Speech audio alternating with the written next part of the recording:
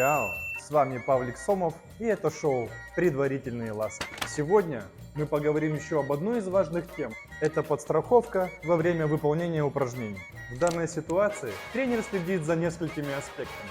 Первое – это самочувствие клиента. Второе – это техника выполнения упражнений. И третье – это мотивировать на тяжелые рабочие повторения, которые вас приведут к результату. Короче, давай жестко на карты упала. Тёмыч, погнали, братан!